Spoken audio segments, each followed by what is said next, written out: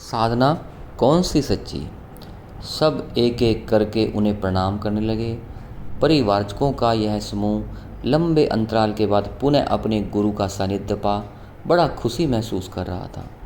गुरु चरणों में शीश नवाने के साथ प्रत्येक अपने अंतर में इस प्रसन्नता को अगणित महसूस कर रहा था, मानो शिला पर बैठे हुए आचार्य के चरण अनंत गंगा का उद्गम स्थान हो और प्रत्येक शिष्य स्वयं में भागीरथ हो। बद्रिका आश्रम के समीप हिमालय के हृदय स्थल के में बैठे हुए आचार्य जी भी कम खुश न थे। अपनी एकांत साधना के एक बड़े कालखंड के पश्चात शिष्यों को वैसा ही सतेज प्रखर और सत्कर्म में तत्पर पाकर उनकी खुशी का ठिकाना न था। प्रसन्न प्रणाम के क्रम के अनंतर आचार्य की दृष्टि सभी शिष्यों के मुखों से गुजरती हुई एक शिष्य पर जाकर टिकी, जिसके चेहरे पर जिज्ञासा के भाव घनीभूत हो रहे थे। कहो, कुछ पूछना चाहते हो? उनके प्रत्येक अक्षर से वात्सल्य टपक रहा था। शिष्य पूछता है, आपने हम में से प्रत्येक शिष्य को अनेकों तरह की साधना प्रणालियाँ बताई हैं, प्राय हर एक ने पर्याप्त अभ्यास भी किया है। कहने वाले ने बैठे हुए गुरु भाइयों पर दृष्टि घुमाई। हर एक के मुख पर समर्थन के भाव पा वह आश्वस्त हो एक क्षण रुककर बोला, यूँ प्रत्येक प्रणाली का लक्ष्य भी एक है, किंतु मैं जानना चाहता हूँ इनमें से सर्वश्रेष्ठ योग कौन सा है। साथ ही थोड़ा रुका, स्वर की हिचकिचाहट को भांपकर आचार्य ने कहा, निसंकोच अपनी बात पूरी कहो। आश्वासन पा उसने अपनी बात बढ़ाई। प्रत्येक साधना मार्ग में मिलने वाली सफलताओं के स्वरूप भी अनेक हैं, जिन्हें सिद्धि कहते हैं। सफलताओं के स्वरूप भी अनेक हैं, जिन्हें सिद्धि कहते हैं। इनमें से परम सिद्धि क्या है? आचार्य ने कहा, तो तुम परम योग और चरम सिद्धि जानना चाहते हो? तो शिष्य ने कहा, हाँ। तो एक एक करके सभी शिष्यों को आचार्य ने सभी तरह के रूप, गंध, स्पर्श,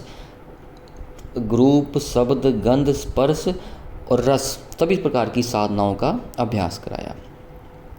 इसके पश्चात उनकी दृष्टि शिष्यों ने फिर पूछा गुरुदेव से, गुरुदेव इन सब में से कौन सी साधना अच्छी है? एक सब तरह के रूप, गंध, स्पर्श, रस और इन तरह की पांचों तरह की साधना करने के बाद तो शिष्यों की दृष्टि गुरु पर गई। हर एक के अंतर में यही उमड़ रहा था, इनमें से कौन सी प्रणाली को श्रेष्ठ बताएंगे गुरुदेव? कौन सिद्धि अपनी श्रेष्ठता का आकलन करा पाएगी? इतने में सामान्य कद काठी वाला युवक उन सब की ओर आता दिखाई दिया। उसके सलोने चेहरे पर बड़ा ही भोला वालापन था। उसे देख प्राय सभी ने उपेक्षित किया, सिवाय आचार्य जी के, जिनके मुख पर पुनः वात्सल्य भाव उमड़ पड़ा था। प्रभु, वो आचार्य जी ने उस शिष्य को पूछा, तोटक कहाँ गए थे? तो वो शिष्य कहता है, प्रभु पास के गांव में ही एक वृद्ध बीमार था, उसे दवा आदि देने, उसके वस्त्रों को साफ करने में जरा देर हो गई। आजकल यह प्राय इधर उधर रहता है। मंडली में एक धीमा स्वर वहाँ पर उभरा, कहाँ जाते हो वत्स? आचार्य जी की वाणी में पूर्वतः करुणा थी। भगवान, गांव वाले सफाई स्वच्छता नहीं जानते, तो पथ की सफाई कर देता हूँ। कोई हारी बीमारी हो तो उसकी सेवा आदि करने में लग जाता हूँ। तुम्हें किसी से कोई शिकायत तो नहीं? नहीं देव, ये सभी लोग विद्वान हैं, योगी हैं, मैं ठहरा मूर्ख। इनका कुछ कहना मेरे लिए आशीर्वाद है। फिर सभी अपने ही तो हैं। इनके जैसी सिद्धियाँ प्राप्त करने की चाह नहीं उठती। इनके जैसी सिद्धियाँ प्राप्त करने की कोई चाह नहीं उठती तोटक। मेरे लिए आपकी आज्ञा ही सिद्धि है और सेवा करना ही योग। उसी में मेरा मन खूब शांत रहता है। कहकर वह शिष्य आचार्य की ओर देखने लगा। ठीक कहते हो। फिर सब की ओर देखते हुए कहा, सेवा परम योग है और कामनाओं के कलुष से मुक्त मन चरम सिद्धि। सबके अनंतर एक प्रश्नों को एक साथ परख कर समाधान करते हुए बोले, यही निरापद प्रणाली है जिसका अवलंबन तमस को सत्व में बदल देता है।